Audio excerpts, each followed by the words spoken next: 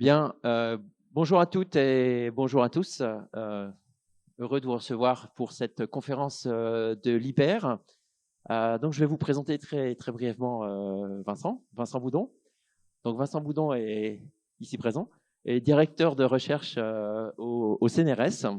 Donc, nous avons ici un théoricien qui travaille en physique moléculaire sur des molécules très particulières qu'on appelle des toupies sphériques. Donc, comme le méthane, par exemple. C'est un très grand spécialiste du méthane. Et son équipe à Dijon est très connue pour ce type de molécules, est tellement connue que maintenant, quand on cite Dijon, on cite 3 spécialités, la moutarde de Dijon, le vin de Bourgogne et les toupies sphériques. Voilà, c'est à ce point. Donc voilà, et Vincent est aussi président de la Société astronomique de Bourgogne et très très habitué à donner des conférences grand public en astronomie, mais aussi sur d'autres thèmes. Et là, il a choisi de nous parler d'astrozététique, stop aux fakes. Voilà, donc je lui laisse la parole. Vincent, à toi. Voilà, merci Robert, merci pour l'invitation et bonjour à toutes et tous. Donc effectivement, je ne vais pas vous parler de spectroscopie moléculaire, on était en train d'en discuter tout à l'heure, mais je vais mettre ma casquette astronomie et culture scientifique, parce que je m'investis beaucoup dans la diffusion de la culture scientifique. Je pense que c'est assez important aujourd'hui, et puis en particulier sur le sujet de tout ce qui est fake news en mauvais français, mais voilà, les infox, comme on pourrait dire. Alors, je le fais par le biais de l'astronomie, on pourrait parler de plein d'autres sujets. Je ne sais pas s'il y en a qui avaient suivi récemment l'histoire de la crème quantique de Guerlain, mais c'était assez fun. Voilà, donc là, on va partir là-dessus. Alors, je vais commencer par...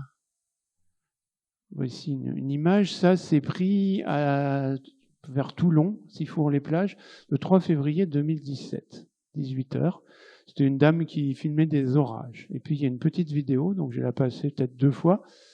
Vous réfléchirez à ce que c'est, et puis on aura la réponse à la fin. D'accord ? Donc, regardez bien, ça va assez vite. Vous avez vu ? Je reviens. On le refait. Vous avez vu un truc qui passe. Bon, je vous laisse réfléchir, et puis on en reparle plus tard. Évidemment, tout de suite, c'était un ovni. Hein, ça y est, ils sont parmi nous. Ok, alors je vais déjà démarrer par une petite intro sur des choses un peu générales qui ne s'appliquent pas qu'à l'astronomie, qui je pense sont importantes dans toutes les sciences, et qui ne sont pas forcément une évidence pour le public. Bon, là, on a Copernic. C'est déjà que la science, c'est pas une opinion, d'accord ? C'est pas un truc qu'on peut dire comme une opinion comme les autres qui vaudraient d'autres et qu'on pourrait interchanger. Donc je mets, bon, c'est toujours bien de mettre quelques petites citations, donc j'ai des petites phrases clés, mais qui sont à mon avis importantes. C'est déjà que ce qui est loin d'être évident pour le public, pour plein de gens, ce qui est affirmé sans preuve peut être rejeté sans preuve. C'est-à-dire on vous affirme quelque chose, si vous ne le prouvez pas, on n'a pas de raison de vous suivre, de vous croire là-dessus. C'est un premier point. Et puis surtout, enfin pas surtout, mais aussi la charge de la preuve incombe au demandeur, c'est-à-dire c'est celui qui affirme qu'il doit prouver quelque chose et pas parce qu'il y en a des fois qui vous affirment des choses et puis ils vous demandent soit de prouver qu'ils ont raison ou tort. Bah non, ça c'est à eux de le faire. Sinon, on n'a pas de raison de s'en préoccuper. Puis quelqu'un qu'on aimait beaucoup, qui est Carl Sagan, qui était un des grands vulgarisateurs d'astrophysique, qui disait des affirmations extraordinaires nécessitent des preuves extraordinaires. Si je dis en venant ici sur le campus, j'ai croisé un chat, bon, c'est peut-être pas vrai, peut-être que je vous mens, mais ça n'a rien d'extraordinaire, donc vous pouvez me croire ou pas. Si je dis j'ai croisé une licorne, c'est peut-être plus, ça mériterait peut-être plus de preuves là, parce que ce serait plus extraordinaire. Mais on va en particulier le point très très important, c'est celui-là. Et donc, on va parler, nous, de science. Et ça, on fait beaucoup, nous, je sais que vous en faites aussi ici, de manifestations astronomiques pour le public. Et des fois, on a des questions un peu bizarres. Là, on parle de science, donc d'une méthode scientifique. Alors, j'ai un schéma qui vaut ce qu'il vaut, hein, qui est plus associé d'ailleurs aux sciences dures. mais qui en gros est l'idée de la méthode scientifique, c'est-à-dire qu'on se base toujours sur des observations, des mesures, qui peuvent être dans la nature, qui peuvent être en laboratoire. Et à partir de là, on va essayer de formuler des idées ou des hypothèses pour expliquer ce qu'on a observé ou mesuré. Et l'idée de ça, c'est que on ne va pas se contenter des idées et des hypothèses, on va bâtir à partir de là une théorie, un modèle qui va essayer de modéliser justement ces observations et ces mesures. Et cette théorie, ce modèle, il doit faire plus que simplement modéliser ça, mais il doit être capable de prédire des choses, des nouvelles choses de préférence, qu'on va, donc on va avoir ces prédictions, et on va revenir aux observations et aux mesures pour voir si ce qui est prédit colle ou pas avec les observations. Alors de deux choses l'une, soit ça marche et on a gagné, on a, en tout cas dans le cadre de ce qu'on a regardé, on a un modèle et une théorie qui fonctionnent, soit ça marche pas, et il faut revenir aux hypothèses, il faut revenir à la théorie et recommencer. C'est comme ça que la science est censée fonctionner. Alors là-dedans, dans tout ça, il y a plein de pièges. On sait bien qu'il faut que ce soit reproductible. Si on fait une expérience qui marche qu'une fois et qu'on n'arrive jamais à la refaire, ça vaut pas grand-chose. Alors, la chose qui fait pas plaisir en général au public, c'est le témoignage humain, c'est le truc le moins fiable qui existe. Vous pouvez être très très sincère et affirmer avoir vu quelque chose. S'il n'y a pas plus que ça, on aura du mal vous ne pouvez pas le remontrer, on aura du mal à vous croire. C'est pareil, l'appel à la tradition, on sait bien que depuis la nuit des temps, ça marche pas trop non plus, c'est pas une preuve. Puis il faut faire attention à nos sens qui nous trompent, ce qu'on appelle, un petit peu compliqué, les pareidolie, c'est-à-dire en gros les illusions d'optique. Alors j'ai deux petits exemples très très simples ici. Ce n'est pas un canard, mais une petite chapelle qui existe vraiment. Mais on a tout de suite, on voit des yeux, un bec, on a l'impression que c'est un petit personnage un peu bande dessinée, mais non, c'est un bâtiment. Et puis celui-là, on en reparlera plus tard, c'est sur Mars. Et puis il y a, alors ça, on pourrait faire une conférence entière là-dessus, tout ce qui est biais cognitif, donc qui récapitule un peu tout ce qui nous trompe, en particulier le biais de confirmation. On a tous ça, hein, on a tous tendance à, dans un ensemble de faits, d'observations, à sélectionner un peu ce qui nous plaît, quoi, ce qui correspond à ce qu'on pense a priori. Et évidemment, c'est pas scientifique. Il y a aussi, ça on en voit beaucoup à la télé, dans les médias, hein, les gens qui connaissent pas trop un sujet, mais qui en parlent quand même et qui en parlent beaucoup. Et c'est souvent les moins compétents qui pensent qu'ils sont très très compétents sur quelque chose. Il vaut mieux dire qu'on ne sait pas. Et puis tout ce qui est corrélation, on a l'impression que des choses vont ensemble et en fait ça va pas. Alors vous avez un site qui est assez marrant qui peut vous sortir toutes les corrélations possibles et imaginables. Là vous avez corrélation entre la distance entre Jupiter et la Terre et le nombre de secrétaires en Alaska. Ça a l'air de bien marcher, mais évidemment c'est complètement stupide. Mais on peut, voilà. Corrélation, on le sait, nous, quand on fait des stats pour analyser des données, il faut faire très attention à ça. Et puis, un dernier petit point que j'aime bien, en reprenant un auteur classique, il y avait la légende de la dent d'or. La légende de la dent d'or, ça a été rapporté par Fontenelle à la fin du XVIIe siècle dans un petit recueil de nouvelles, où il se basait sur un fait réel, c'est qu'en Allemagne, à l'époque, on avait dit partout qu'il y avait un jeune garçon qui avait perdu une dent de lait et il lui était poussé directement une dent en or à la place. Et on en parlait partout et plein de gens, de savants de l'époque, avaient émis des hypothèses sur comment c'était possible. Puis un jour, il y a quand même un vrai dentiste qui a examiné le garçon et il n'avait pas du tout de dent d'or. Donc ce que nous dit Fontenelle, c'est que il serait difficile de rendre raison des histoires et des oracles que nous avons rapportés sans avoir recours aux démons. Mais au final, tout ça est-il bien vrai? Et la phrase importante, c'est « assurons-nous bien du fait avant de nous inquiéter de la cause ». Alors, c'est pas à peine de chercher des explications tarabiscotées à quelque chose si ça n'existe pas. Donc, il faut déjà vérifier l'observation et vérifier que ça existe vraiment. Et ça, c'est souvent qu'on a plein d'explications sur des choses qui, en fait, n'existent pas. Alors, cette conférence, c'est une version un petit peu raccourcie parce qu'on a moins de temps de quelque chose que je fais qui est plus long. Donc, j'ai sélectionné quelques cas. J'en ai enlevé un peu. Alors, on va revenir sur des choses qui ont l'air incroyables, mais aujourd'hui, il y a des gens qui croient que la Terre est plate. Donc, on va voir, est-ce que la Terre est ronde? Est-ce que la Lune nous influence? Mais il paraît qu'on n'y est même pas allé, en fait, que c'est tout tourné en studio. Puis je vais donner un petit coup sur l'astrologie et sur les extraterrestres. Donc je prends encore une fois le biais de, enfin le biais de l'astronomie, astrophysique, astronautique, pour parler d'un sujet. On pourrait aborder plein d'autres choses. Alors la Terre est-elle ronde? Bon, là on voit qu'elle est ronde, mais c'est une photo de la NASA, donc forcément c'est un fake. Hein, il nous trompe. Donc il est apparu depuis le 19e siècle en réalité. C'est pas si vieux que ça. Des gens qu'on appelle aujourd'hui des platistes.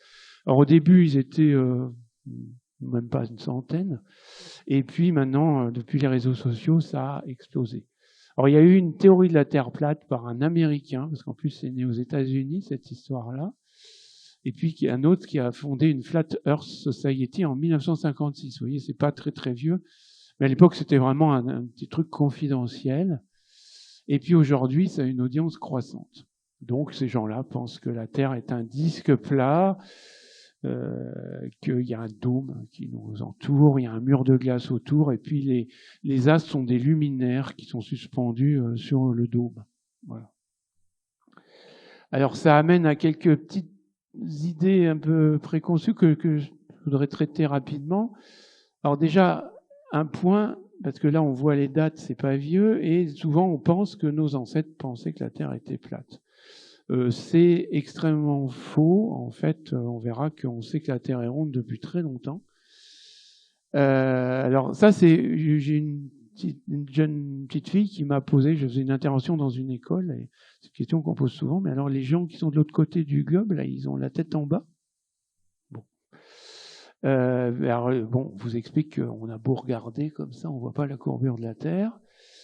Et puis, en plus, si elle tourne à toute vitesse, ça devrait décoiffer, quoi. On devrait sentir le mouvement. Donc, on va examiner rapidement tout ça. Bon, puis il y a évidemment la méchante NASA qui a le gouvernement occulte de l'univers et qui nous raconte des cracks tout le temps. Donc déjà, je rappelle que, par exemple, Ératosthène a mesuré la circonférence d'une Terre sphérique, donc, en 230 avant Jésus-Christ. Donc c'est très vieux. Et les premières mentions d'une Terre sphérique, c'est Pythagore. Il n'a pas fait que des triangles, il regardait aussi des sphères. Et donc ça date encore un petit peu avant ça. Donc c'est très ancien. Platon, malgré son nom, disait que la Terre était ronde, d'accord. Donc la Terre plate, ça remonte encore beaucoup plus vieux. C'est pas. Donc on va pas s'étendre là, mais avec une histoire d'ombre d'obélisques sur deux latitudes différentes et de calcul de la distance au sol entre ces lieux, l'ami Ératosthène a mesuré la circonférence de la Terre, sûrement avec des erreurs qui se compensent, et il arrive à mieux que 10% d'évaluation, donc c'était remarquable pour l'époque. Bon, vu de loin, la Terre est ronde, la Lune aussi, mais c'est toujours la NASA, donc c'est toujours suspect, évidemment. Et donc, il y a très longtemps qu'on sait que la Terre est ronde, et j'ai pas le temps de trop développer le sujet, mais je vous engage sur un petit, ça c'est vu depuis la planète Mars, un petit livre qui est paru récemment, que j'ai acheté avant les fêtes de Noël. La Terre plate, c'est pas du tout pour parler des platistes d'aujourd'hui, c'est pour parler de cette légende comme quoi, au Moyen-Âge, on pensait que la Terre était plate. Ce qui est totalement faux. Et c'est même, alors là, c'est une fake news qui a été montée de toutes pièces et sciemment par beaucoup d'intellectuels à la Renaissance dans le but de dénigrer le Moyen-Âge, de dire que c'était des barbares qui savaient rien, etc. Et tous les auteurs ensuite reprenaient ça. Mais c'est complètement erroné. Et au Moyen-Âge, ça posait de problème à personne. Personne ne se posait la question. La Terre était ronde, point. Et même l'Église, ça les arrangeait beaucoup. C'était une forme parfaite au centre de l'univers. Ils n'avaient pas de raison de penser que c'était plat.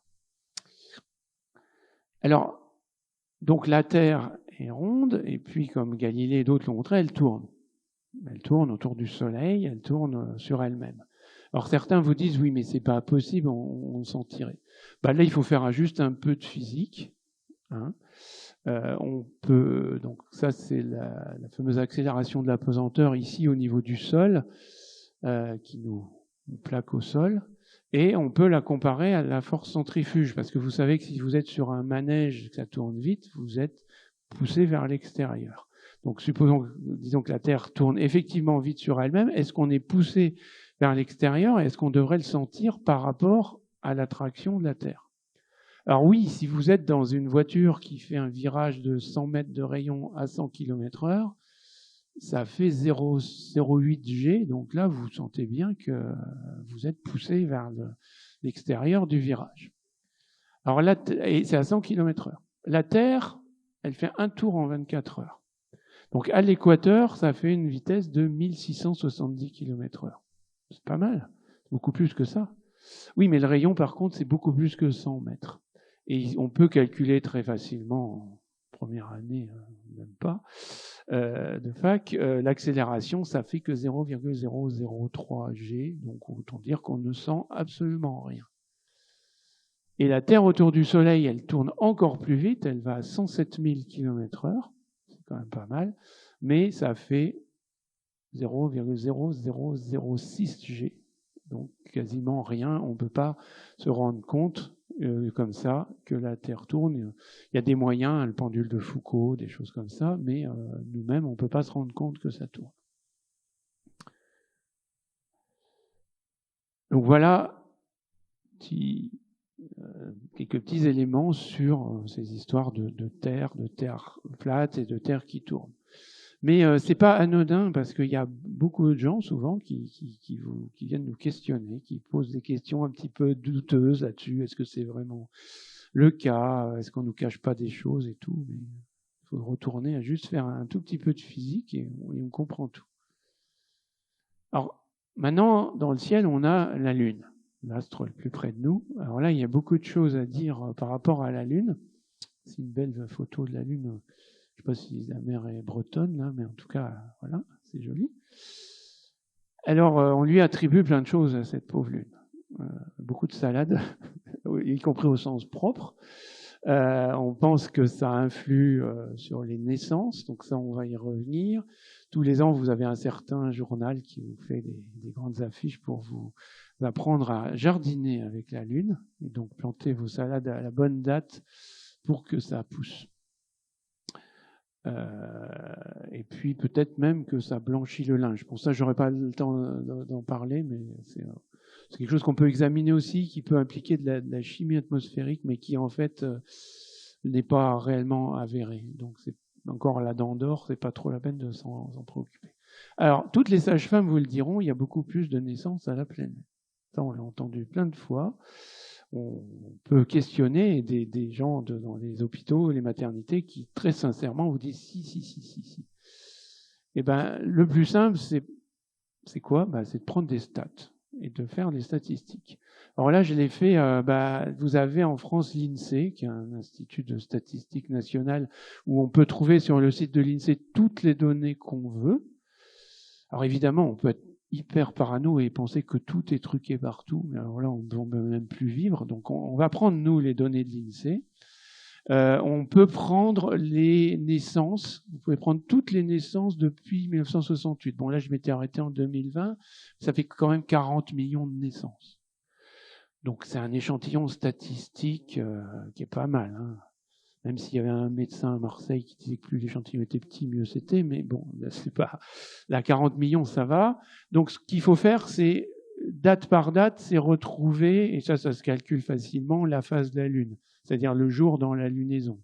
Premier quartier, etc. Enfin, les 28 jours de la lunaison. Et on regarde combien il y a de naissances par jour sur toute cette durée de 42 ans. 52 ans. Eh ben, je sais pas vous, mais ça, c'est pas flagrant, quoi. Ça a l'air un petit peu constant. Et d'ailleurs, si on zoome là-dessus, oui, alors ça fluctue un petit peu, c'est assez aléatoire, mais c'est 10 sur 2000, quoi. s'il y avait un super effet qu'on voit absolument et qui est marquant, il serait là. Et désolé, mais on voit rien. Donc moi, j'en reste là. On ne voit absolument rien dans ce truc-là. Ça a été fait avec d'autres données d'autres pays. Puis alors des gens m'avaient questionné quand j'avais publié ça sur tout un tas de choses. Par exemple, depuis les années 80, on déclenche beaucoup d'accouchements et tout. Est-ce que ça change? Mais on peut faire toutes les stats qu'on veut. On sort plein de choses intéressantes. On peut trouver qu'il y a un certain nombre de naissances, genre 9 mois après les vacances de Noël ou des trucs comme ça. Ça, on le trouve dans les graphiques. Mais alors la Lune, désolé, mais rien du tout.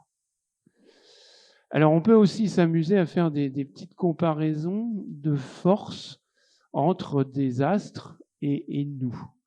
Donc là, c'est un petit tableau avec la Lune, le Soleil, Mars, Jupiter, et puis des éléments terrestres d'une certaine masse, placés à une distance typique qui correspond à ces objets. Alors la force de gravitation, si on prend pour unité la Lune, c'est ce qui nous attire le plus, c'est le Soleil, parce qu'il est énorme. Et après, tout le reste, c'est complètement négligeable. Ça n'a pas de force de gravitation sur nous. Par contre, il y a un effet plus subtil qui est ce qu'on appelle la force de marée. Force de marée, c'est la gravitation, mais de manière différentielle. Parce que les astres ou les objets ne sont pas des points. Donc, par exemple, quand la Lune attire la Terre, elle va attirer plus le côté qui est proche d'elle que le côté qui est quand même 12 000 km plus loin. Donc, il y a un différentiel qui est en 1 sur la distance au cube et qui change pas mal les choses.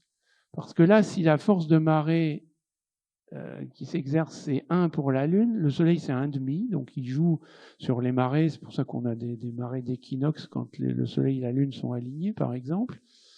Les planètes n'ont aucun effet de marée sur nous. Par contre, si vous êtes à 10 km d'une montagne, l'effet est beaucoup plus grand que la Lune. Et puis, je passe un peu, mais un médecin qui a 1 mètre d'un patient, ou par exemple d'une femme enceinte, il l'attire 62 000 fois plus que la Lune, en termes de force de marée, de force différentielle. Et même le papillon, c'est plus que la Lune. Papillon posé sur votre main. Donc, voilà. Donc, l'influence de la Lune sur le corps, sur les fluides qui sont dedans, etc., est très très faible en fait. Et donc, tout ça, c'est aussi une histoire d'ordre de grandeur. Certains vous disent, mais si la Lune peut influencer les plantations, puisque il y a la sève, c'est du liquide, donc c'est comme l'océan, c'est attiré par la Lune. Non, parce que l'océan, c'est une masse gigantesque. La sève d'une pauvre plante, c'est pas grand-chose. Et l'effet ici est complètement négligeable. Il y aura plus d'effet de marée du jardinier que d'effet de la Lune sur la sève. Et ça a été noté il y a très longtemps, parce que, désolé pour Rustica aujourd'hui, mais Monsieur Jean-Baptiste de la Quintigny était directeur des parcs et jardins de Louis XIV. Louis XIV avait créé le poste pour lui, donc on suppose que le monsieur était quand même compétent dans le domaine. D'ailleurs, il a écrit un livre que vous pouvez encore trouver aujourd'hui en PDF sur Google et qui peut vous servir toujours aujourd'hui à faire des belles plantations, parce que c'est des conseils qui restent très bons. C'est un gros bouquin, hein. Il y a d'ailleurs plusieurs tomes. Et alors lui avait essayé à l'époque de voir est-ce que la Lune peut faire quelque chose. Il a fait des expériences scientifiques où il a planté des tomates et d'autres choses à différents jours de la lunaison pour voir ce qui se passait. Et il en conclut que rien du tout. En fait, alors il est même pas très très sympa hein, à l'époque. Lui, il va pas parler de la cuillère. Il appelle ça une espèce d'ignorant. Hein, carrément, c'est écrit dans le livre, sont ceux qui ne sauraient dire 3 paroles de leur métier sans y mêler la pleine lune et le décours, prétendant et n'en faisant pourtant aucune raison que c'est une observation absolument nécessaire pour le succès de tout jardinage. En gros, il balaye ça d'un revers de la main direct, mais en ayant fait beaucoup d'expériences à l'époque.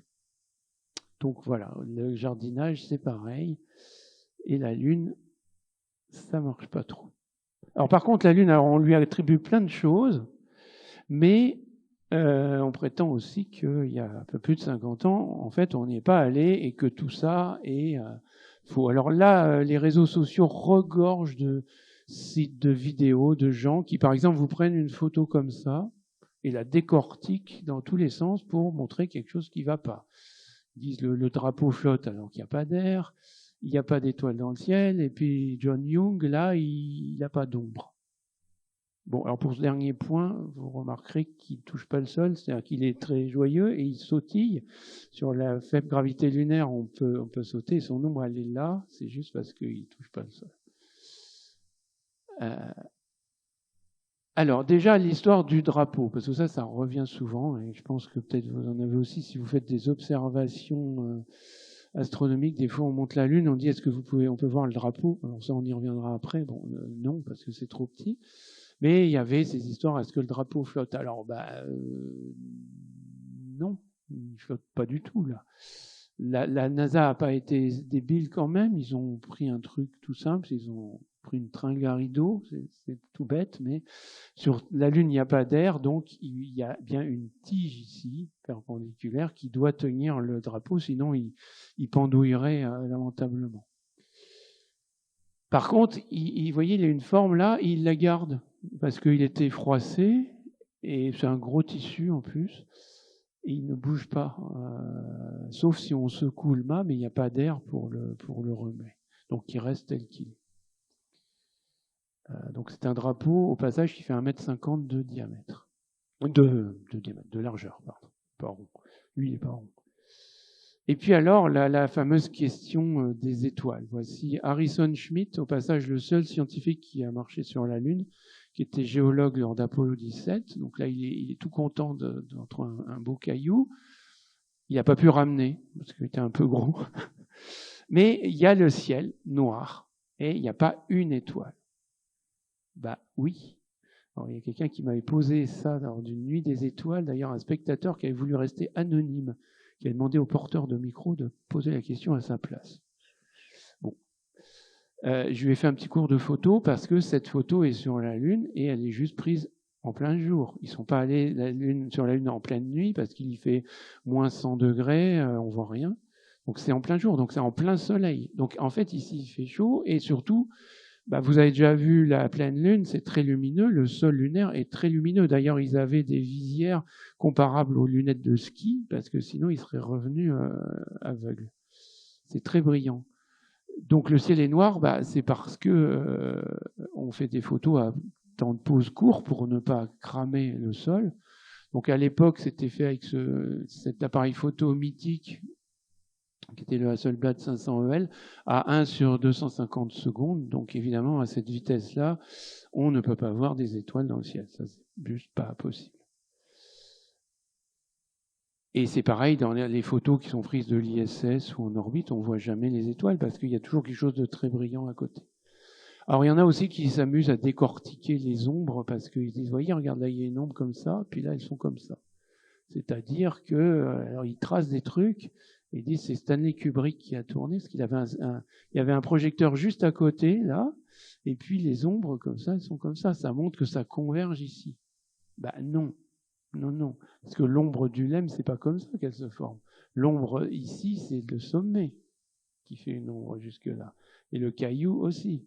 Donc si on trace les rayons correctement, ils sont tous parallèles sur cette image. Donc ils viennent bien du soleil qui est très loin, et pas d'un projecteur qui est à côté. Mais c'est marrant parce qu'il y a des gens qui doivent passer leur nuit comme ça à cogiter des trucs et à essayer et à croire qu'ils ont trouvé quelque chose d'extraordinaire. Et puis ça, je m'étais amusé aussi, est-ce qu'on peut voir, c'est une question, bon des fois c'est un peu une boutade, mais est-ce qu'on peut voir le drapeau? Non, alors avec un télescope terrestre, voir 1,50 m, et encore, pour voir que c'est un drapeau, il faudrait plusieurs pixels sur 1,50 m. Donc il faudrait une résolution d'au moins 50 cm, voire moins par pixel. Ça, du sol, en plus avec la turbulence atmosphérique, c'est impossible. Sans me vanter, c'est une de mes meilleures photos de la Lune avec un télescope.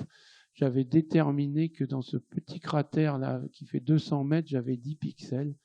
Donc il fait 2 km, pardon, donc j'avais 200 mètres par pixel. On peut guère faire mieux, et même un plus gros télescope n'aura pas mieux à cause de la turbulence. Mais depuis, alors on a fait des photos. Alors évidemment, ça c'est la NASA, mais on a envoyé des engins autour de la Lune en orbite qu'on repris, et depuis 52 ans, les engins sont toujours là-bas. On retrouve même les traces de pas et de roues des astronautes, et tout y est toujours. Alors j'aurais pu en mettre une autre, je crois pas que je l'ai là. Si, celle-là est géniale, c'est prise par des Indiens. C'est une sonde indienne, Chandrayaan 2. Donc, s'il y a un complot, l'Inde est dans le coup aussi. Et pas que l'Inde, les Chinois également, parce que eux aussi, ils ont envoyé des choses sur la Lune. C'est une vraie photo prise par un petit rover d'un engin dont le drapeau est bien connu, d'un engin chinois. Ça, c'est sur la face cachée de la Lune, c'était Chang'e 4. Ouais, donc ils sont aussi dans le complot, évidemment. Au passage, il y avait les missions Apollo. 400 000 personnes ont bossé sur les missions Apollo. Donc, des fois, il y a une blague qui circule, c'est qu'on salue ces 400 000 personnes pour avoir su mentir pendant 50 ans, qu'il n'y en ait pas un seul qui a dit que c'était faux. Il y a des études sociologiques qui ont montré qu'un tel secret ne pourrait pas être gardé plus de 6 jours. Voilà. Un petit mot sur le truc qui énerve beaucoup les astronomes, c'est l'astrologie. Parce que l'astrologie, ça n'est pas l'astronomie. L'astrologie, c'est un vieux truc. Alors, aujourd'hui, on critique, mais j'aime bien aussi remontrer que c'est pas d'aujourd'hui les critiques. Voici un dessin qui représente la bataille de Cannae au sud de l'Italie en 216 avant Jésus-Christ. Les Romains se sont pris une énorme raclée de la part d'Hannibal, qui était pourtant, les Romains étaient en surnombre, mais ils se sont fait massacrer. Il y a eu 50 000 morts. Une bataille. Et nous avons quelqu'un d'assez connu et de pas mal, je pense, Cicéron, qui fait un petit commentaire et qui dit tous ceux qui périrent à la bataille de Cannes étaient-ils donc nés sous le même astre? Donc il fait allusion aux horoscopes, en fait. En vérité, je m'étonne qu'après cela, il existe encore des hommes assez crédules pour ajouter foi à des prophètes que les événements et les faits réfutent chaque jour. Il y avait André Braic qui faisait un petit peu le même commentaire. Il disait quand un avion s'écrase, tout le monde meurt, et pourtant, ils n'avaient pas du tout le même horoscope. Et là, Cicéron fait déjà en 106, dans le 1er siècle avant Jésus-Christ, il fait ce commentaire-là. Alors, l'astrologie, rapidement, c'est quoi? Dès la haute antiquité, on a étudié les cycles astronomiques, donc des planètes, de la Lune, du Soleil, et on les a comparés au cycle naturel parce que c'était important, ça a donné naissance au calendrier, et ça a permis, par exemple, de repérer les saisons, de savoir quand planter, quand cultiver, quand récolter, quand semer. Et puis, un peu plus tard, à Babylone, donc c'est quand même 2500 ans avant Jésus-Christ, on a commencé à avoir des prédictions de l'influence des astres, juste pas globales, mais sur les individus eux-mêmes. Et donc, de là sont arrivés les horoscopes. Alors ça, c'est moderne, en fait. C'était pas comme ça à l'époque. Là, vous avez un horoscope islandais du XVIIIe siècle, qui est un peu différent. Ça, c'est ce que peut vous faire un logiciel aujourd'hui. C'est très simple. C'est à plat. Alors, ça ne tient pas compte des angles ni rien, mais ça regarde à une date et une heure donnée les positions des planètes sur le zodiaque par rapport aux différentes constellations. Donc ça, c'est juste. On peut le faire. Ça n'a pas beaucoup d'intérêt, mais on peut le calculer. C'est parfaitement juste. Là où ça dérape, c'est quand on commence à vous prédire que vous allez faire la rencontre de votre vie à cause de ça. Alors, tout ça, c'est basé aussi sur une astronomie très ancienne qui était celle de Ptolémée, où on pensait pas que la Terre était plate, on pensait à la Terre ronde, mais par contre au centre de l'univers, avec tout qui tournait autour. Et donc d'un monde au-delà de la Lune, qui était un monde parfait, cristallin, avec des cercles, etc., et puis un monde terrestre qui était périssable. Et ça a été formalisé par Claude Ptolémée, et c'est resté un dogme pendant très longtemps. Bon, un peu plus tard est arrivé Copernic et plein d'autres, Kepler, Galilée, qui ont compris que la Terre tourne autour du Soleil. En plus, ça ne tourne pas rond, contrairement à ce qu'on croyait, mais c'est une ellipse, donc il y a des saisons. Et d'un coup, c'est devenu beaucoup plus simple d'expliquer ce qu'on observe dans le ciel. C'était bien plus évident comme ça. Alors, il se trouve quand même que même en faisant ça, quand la Terre fait le tour du Soleil, on peut projeter son orbite dans le ciel, ça fait une ligne qu'on appelle l'écliptique, et autour, il y a une bande, alors qui elle remonte aux Sumériens, qu'on appelle le zodiaque, et qui contient des constellations qu'on a nommées depuis très très longtemps. Alors en fait, dans la dénomination officielle des constellations de l'Union astronomique internationale, vous noterez au passage qu'il y a pas 12 constellations du zodiaque, mais il y en a 13, puisque le Serpentaire Ophiuchus pointe un morceau ici. Mais alors que le Soleil soit là devant, alors que les étoiles sont à des centaines d'années-lumière plus loin, on ne voit pas trop ce que ça peut faire. Et puis en plus, il y a un oubli là-dedans. C'est pareil, on en est resté à l'astronomie de Ptolémée. C'est que la Terre, c'est comme une toupie. Si vous faites tourner une toupie sur la table, vous verrez que son axe, il tourne. En plus, il décrit un cône, ce qu'on appelle la précession. Eh bien, la Terre, elle fait pareil. Alors, c'est plus lent que la toupie sur la table, puisque ça met 25 769 ans, c'est précis, pour faire un tour. Et ça veut dire que les constellations dans lesquelles, par exemple, le Soleil se trouve à une date donnée, ça se décale petit à petit au cours du temps, très lentement. Et nos amis astrologues, ils prennent toujours ce qui était fait du temps de Ptolémée et pas du tout aujourd'hui. Donc voilà, le pôle céleste bouge au cours du temps. Et donc, par exemple, alors moi je suis du 25 février, donc selon les astrologues, je suis du signe des Poissons. Mais selon l'astronomie actuelle, en fait, je suis du Verseau, parce que ça a décalé complètement. Alors ça, c'est une longue discussion qu'on peut avoir parce que les astrologues professionnels vous expliquent que oui, mais non, mais c'est pas grave, ça, c'est pas les étoiles en fait, c'est des périodes de l'année, etc. En tout cas, vous n'êtes pas du signe que vous pensez être. Ça, c'est clair. Et ça va empirer au cours du temps. Donc l'astrologie, en quelques mots, ça marche pas. Ça correspond pas au ciel réel d'aujourd'hui. À plein de détails près. Par exemple, si vous êtes Lapon et né au-delà du cercle polaire, vous n'avez pas d'horoscope. Parce que les planètes ne se couchent pas. Et donc, on ne peut pas dire qu'elles sont couchées dans telle maison, etc. Donc, ça ne marche pas. Voilà. Introduire le même horoscope, ça c'était Cicéron et André Braic. Bon, il y a eu plein d'études statistiques qui ne marchent pas. Et puis, on peut dire qu'aucune preuve physique d'une influence des astres sur les destinées humaines n'existe, mais c'est aussi le phénomène de la dent d'or, c'est-à-dire qu'il n'y a pas de phénomène, c'est pas non plus la peine de chercher une explication. Et puis l'univers d'aujourd'hui est d'ailleurs beaucoup plus passionnant que celui de Ptolémée, et ça a quand même un peu changé depuis l'époque. Alors, dernière petite partie, parce que ça va nous amener à la réponse à notre devinette du début, c'est les extraterrestres. Très bon film, Rencontre du troisième type, mais ça n'est qu'un film.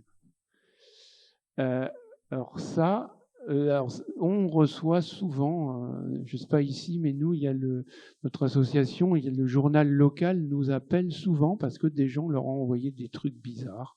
Ils pensent qu'ils ont vu un phénomène incroyable. Alors ça, c'était pas ce journal-là, mais vous avez idée de ce que c'est ça ? Ça a l'air, les gens ont pris ça pour un incroyable vaisseau extraterrestre, mais vraiment. Non ? C'est un ballon d'anniversaire, gonflé à l'hélium et qui s'est un petit peu dégonflé, puis qu'on a lâché par inadvertance. Il y a aussi des fois des lanternes chinoises dans des soirées qui s'envolent et des gens croient que c'est un truc incroyable. Alors, un ovni, bon, ça veut dire à la base objet volant non identifié. Donc, si c'est non identifié, bon, pourquoi pas. Mais si vous dites que c'est un vaisseau extraterrestre, alors à ce moment-là, vous prétendez que vous l'avez identifié. Ce ne serait pas un ovni. Alors, il y a plein de choses. Alors, ça, c'était la folie dans les années 50-60 aux États-Unis. On voyait des soucoupes volantes partout. Mais on ne sait pas du tout ce que c'est que cette image. On voit un truc, ça peut être truqué, ça peut être n'importe quoi, il y a aucune source. Donc une photo de mauvaise qualité, sans autre détail, ça prouve rien du tout. Alors ça a été pris récemment. J'aurais pas dû mettre la réponse. Ça a été pris récemment pour un ovni. C'est superbe, mais c'est une fusée de Elon Musk, une Falcon 9 avec un ciel où il devait y avoir une certaine humidité, etc. Et ça a créé un panache assez étrange, éclairé par le soleil qui est sous l'horizon, et ça donne ça. C'est beau, mais ça n'est pas un vaisseau extraterrestre. C'est un vaisseau bien terrestre, qui est là, d'ailleurs, du tout. Il y a des fois des nuages aussi particuliers, les nuages lenticulaires, qui peuvent être pris pour des choses étranges. Si on n'a pas l'habitude, ça surprend, mais ça reste des nuages.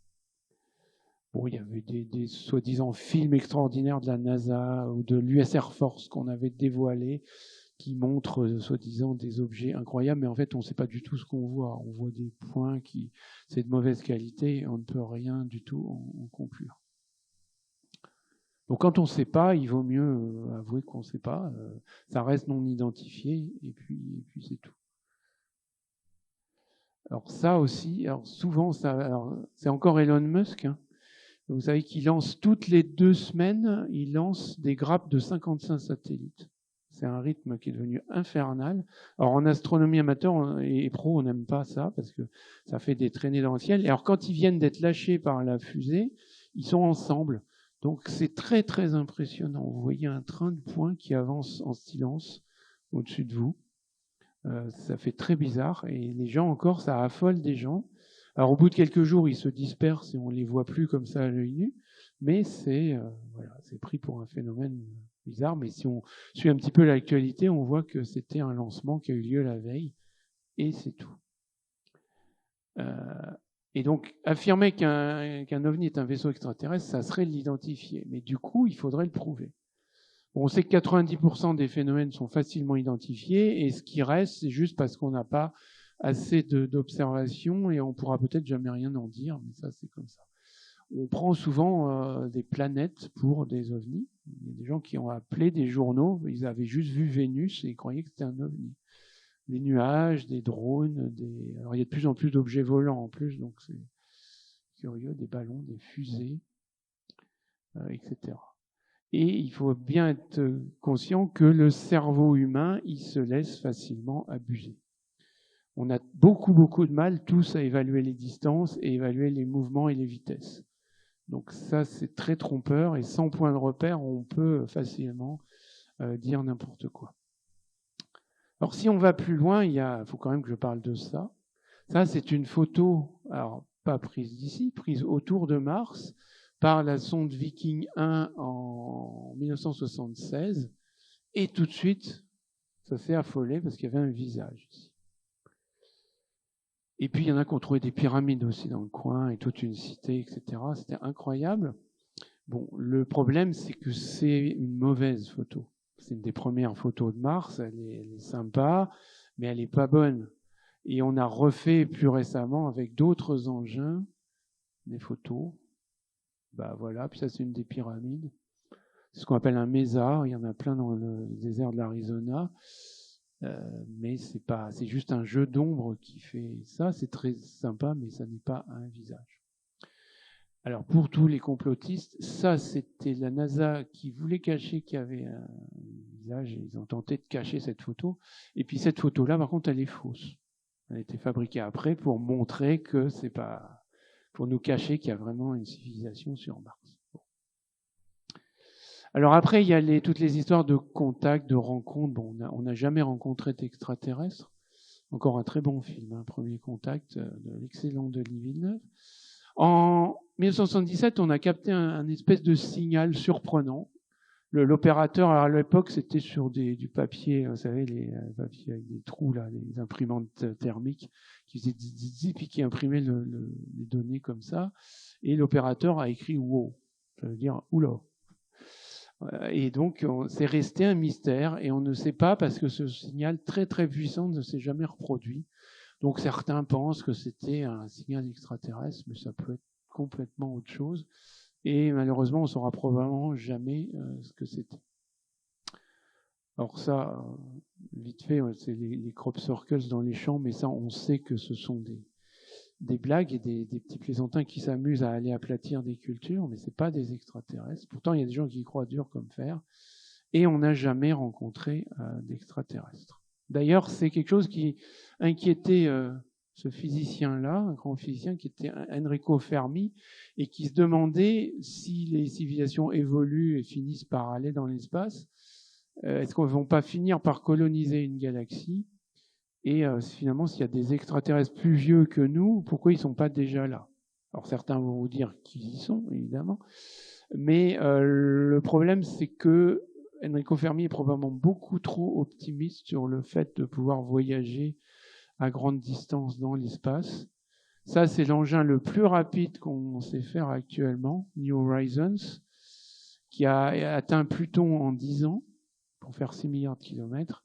Eh bien, il lui faudrait 24 000 ans pour atteindre l'étoile la plus proche. Alors, vous pouvez imaginer que dans l'avenir, on fera mieux, mais en fait, ça sera un autre sujet de conférence, on ne fera pas tellement mieux que ça, en vrai.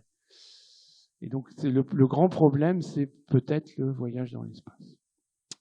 Alors, pour conclure, revenons sur un peu la méthode scientifique et tout ça. Alors, il y a des gens qui vous disent, mais vous êtes tous des moutons, vous suivez ce qu'on vous dit. Moi, j'ai fait ma propre recherche. En général, c'est pas vrai, les gens qui vous disent ça. Donc, il faut leur demander, est-ce qu'ils ont juste lu un truc sur les réseaux sociaux et qui sont les seuls à avoir lu, d'ailleurs. Est-ce que c'est votre beau-frère qui s'y connaît bien ou qui connaît machin, qui s'y connaît, qui a dit ça? Bon, si ça se limite à ça, je caricature un peu, mais à peine, en fait.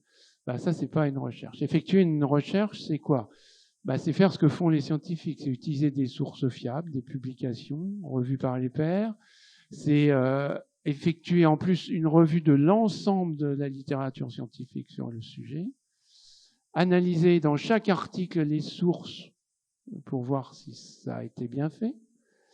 Éventuellement, si vous avez un doute, c'est contacter les auteurs de la publication pour poser des questions. Donc tout ça, c'est une bonne démarche, mais c'est long et compliqué. Et il est évident que tout le monde ne va pas faire ça. Mais les scientifiques le font en principe. Et ça, c'est la démarche. Ça, c'est pas. Ouais, donc il y a plein de chercheurs, pseudo-chercheurs sur les réseaux qui ne font absolument pas ce genre de choses. Alors, on revient là. C'était quoi du coup? Ça.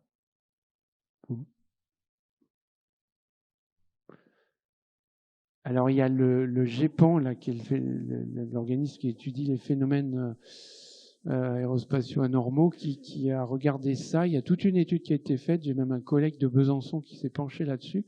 Alors, si on suppose que c'est un objet qui va effectivement toucher l'horizon là-bas et qui fait une tour à angle droit, bon, on sait où c'est. Ça pourrait être quelque chose qui est à 8500 mètres au départ et qui vole à 54 km par seconde. Ça paraît beaucoup, et Robert pourrait le dire, il chaufferait pas mal dans l'atmosphère. Hein. Là, ça serait méchant. Donc c'est quoi? Alors, ils ont trouvé qu'en fait, la personne ne l'a vu que sur sa vidéo, pas en vrai. C'est ça qu'il faut savoir. C'est en regardant la vidéo après. Elle était comme ça, elle regardait, il y a un phare derrière, avec des lumières, des éclairages publics au sodium, et qui peuvent éclairer légèrement quelque chose. Et ce qui s'est passé, c'est un petit papillon qui est passé à 1 ou 2 mètres devant l'objectif. C'est un papillon sphinx colibri qui est capable de tourner quasiment en angle droit. C'est ces petits papillons qu'on voit des fois en vol stationnaire au-dessus des fleurs. Et donc, et on retrouve même ces battements d'ailes dans l'image. Ça, c'est alternativement sombre et brillant.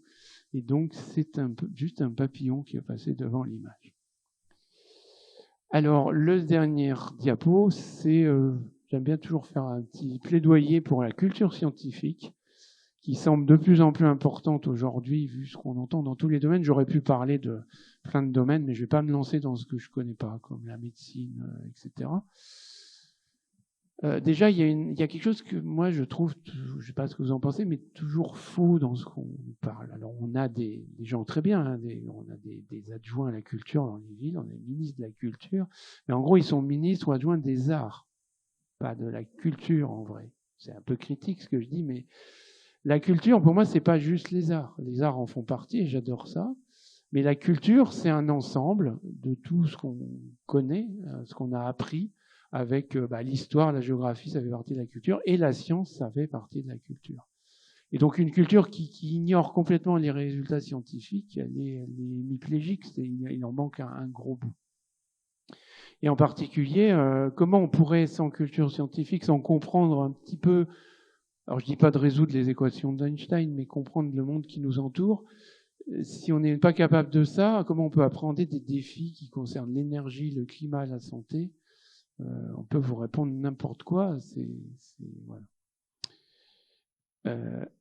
Et donc, on vit dans un monde, c'est ce qu'avait dit Carl Sagan, on est dans un monde totalement dépendant de science et de technologie où personne n'y comprend rien. Et il dit ça, c'est la recette d'un désastre. Il faut quand même avoir quelques notions de comment ça marche, sinon on peut vous raconter absolument n'importe quoi. Et partir dans la pensée magique. Voilà, je suis au bout de la conférence. Je me permets une toute petite pub qui n'est pas tout à fait ça, mais dans un mois, on sort un livre avec mes collègues sur la lumière, comment on peut utiliser la lumière, qui sort chez Ellipse le 23 avril. Et merci de votre attention.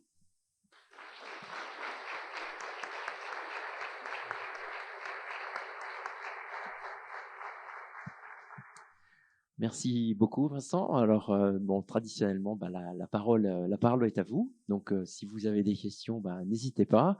Alors, seulement, la conférence est enregistrée. Donc, si vous voulez parler, il faut que je vous passe le micro. Sinon, on n'entendra pas ce que vous dites à l'enregistrement. Voilà.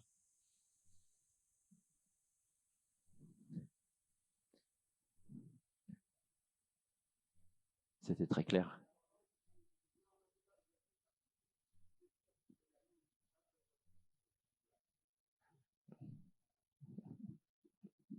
Merci Sergio pour ton intervention.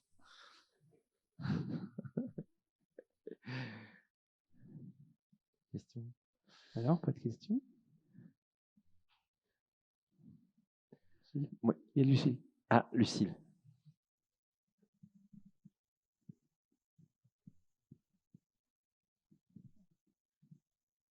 Par rapport à la fin, en fait, ton plaidoyer pour la culture scientifique et sur qu'est-ce que ça veut dire faire ses propres recherches, lire les articles, etc. On a vu quand même ces derniers temps, alors pas forcément trop en physique, mais en médecine, avec le Covid, on a entendu plein de trucs, on a publié plein de trucs, on a accepté plein de trucs. On sait maintenant aussi qu'il y a des articles qui sont écrits par des intelligences artificielles qui sont acceptés après peer review dans des journaux.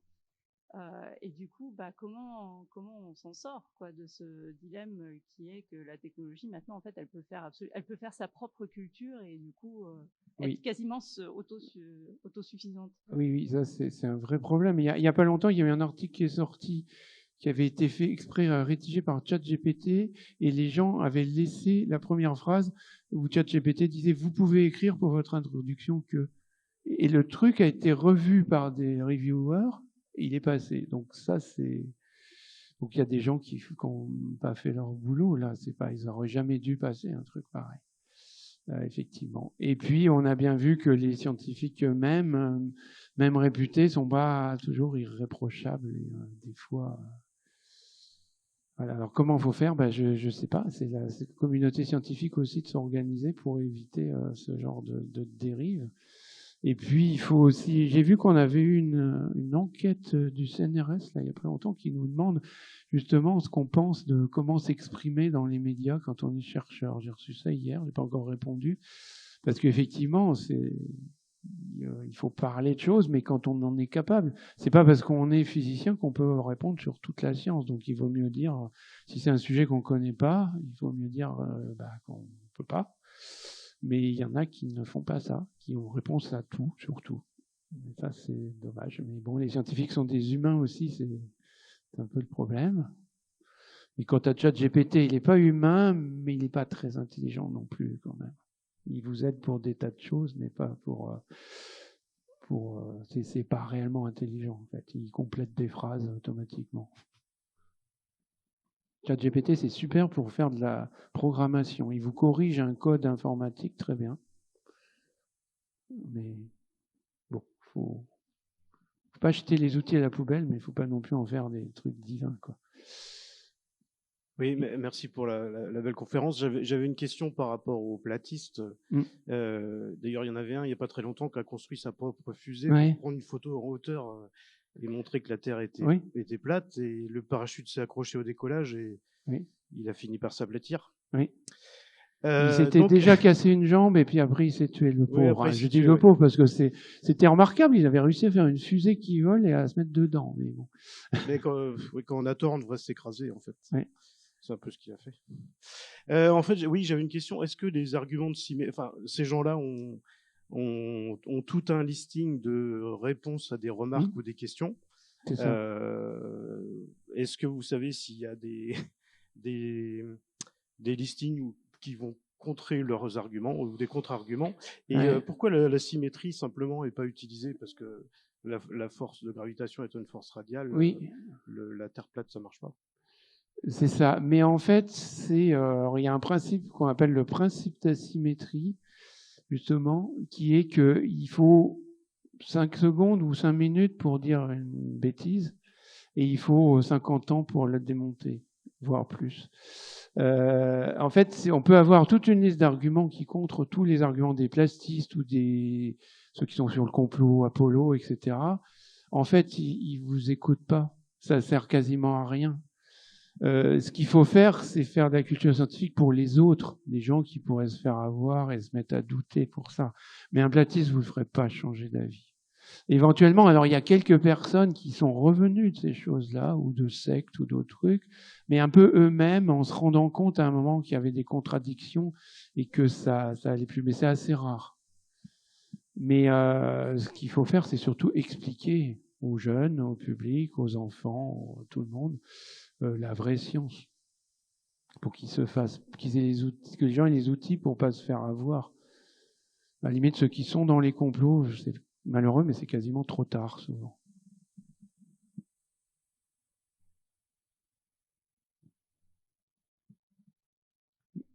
Si, Robert.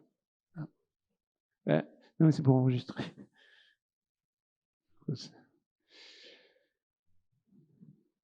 Bonjour monsieur, merci pour votre présentation. C'est justement ce slide-là. Donc, ce que vous voulez mentionner, c'est qu'en fin de compte, la culture, c'est pas uniquement les arts, si j'ai bien compris. Mais par contre, on peut peut-être se poser la question sur des choses qui peuvent être comprises par la science, mais que certaines personnes vont développer ou accéder sans avoir un bagage scientifique. Je pense à la musique. Tout à fait, exactement. De la musique. Ah mais complètement, oui. Ouais. Pas rien que le nouveau-né à l'intérieur du ventre de sa maman, mais même, c'est vrai, il faut dévérifier, mais si c'est Beethoven a continué à écrire sans entendre, ça veut dire qu'il n'a pas les outils physiques.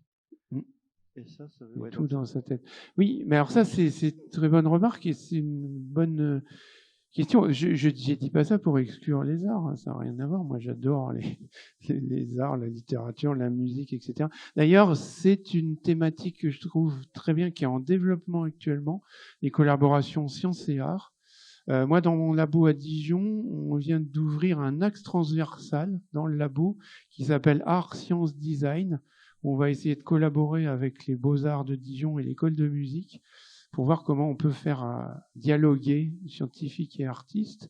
Et même ce mois-ci, là, on a une jeune artiste qui est en résidence dans notre labo, qui visite tous les physiciens, qui regarde les trucs bizarres qu'ils font, leurs expériences avec des lasers, des matchs incroyables, et elle va en tirer une œuvre d'art qui sera exposée ensuite. Donc ça, je trouve vraiment chouette. C'est pas des mondes qui s'opposent, c'est des mondes qui vont ensemble. Oui, tiens, ton étudiante là.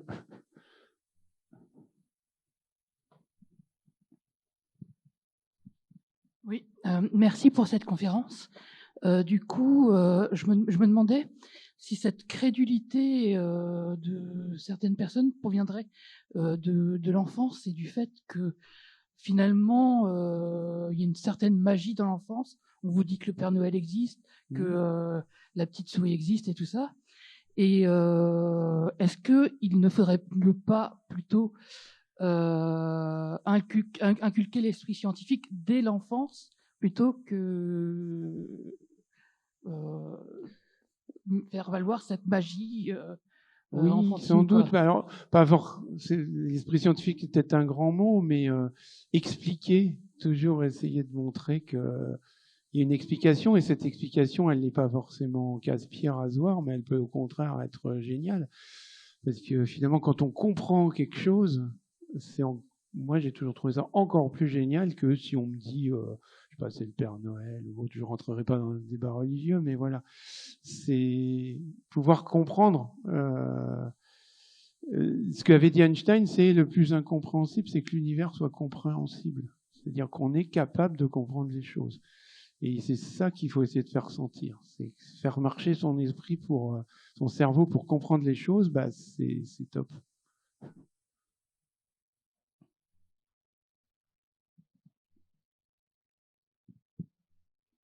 Moi, j'avais une question pour les jeunes comme nous, qui ont la vingtaine d'années.